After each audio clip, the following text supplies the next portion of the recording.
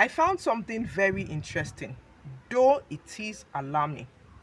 I found it very interesting that litigants would be asked to come to court. Maybe they received a subpoena or they were served with the process of a fresh matter and they are parties to the matter in question and they chose to ignore.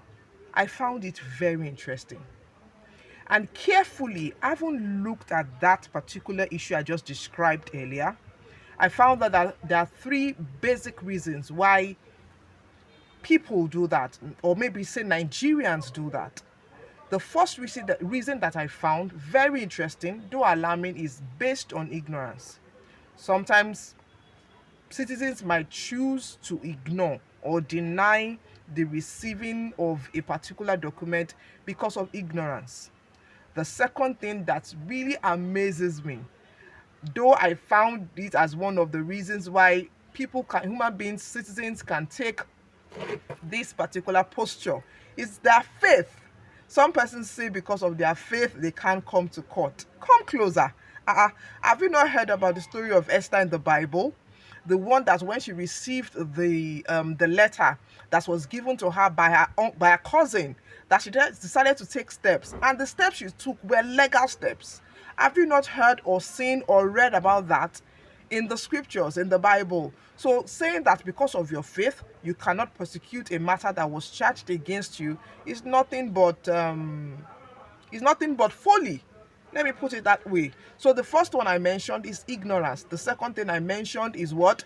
It is because of some people's faith. And the third one is denial. Some persons just feel that if I don't go to court, the matter will not go on. Let me tell you what is interesting. If you come to court, if you don't come to court, the matter will go on. And you know the beautiful thing, once the matter goes on, the matter is decided, there is judgment given against you. Once that happens in court, you will have just two options: either to go by the judgment of the court or you make an appeal.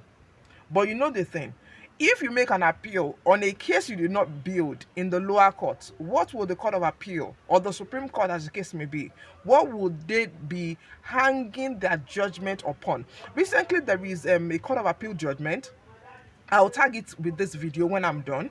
It has to do with land, and the defendant, those served with the processes of the plaintiff or the claimant, haven't been served. They just did one or two filings, no regularization, no presenting of evidence, no pursuing of the matter in court, and judgment was given against them. So suddenly they slept and woke up from their slumber and decided to go to the Court of Appeal.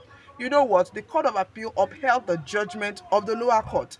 So what am I trying to say in essence? Once you are being subpoenaed, maybe to give evidence or to tender documents in court, please don't overlook. Please don't deny. Don't live in denial. Don't assume that the matter will not go on if you choose not to honor that invitation of the court. And if it's on the other side, if I flip it and it's on the other side, you're being charged to court, you're being sued by another party, take steps, meet a lawyer, talk to a lawyer, say your own side of the story. Don't live in denial. Ensure that your documents, whatever that you have as your own story, as evidence, you file your own process. It is being served on the other party. You regularize every other thing you need to regularize. You are in court when you're supposed to do so. You give evidence when you're supposed to do so. You bring witnesses to court to support your own side of the story. Then you leave the rest to the judge. Selah.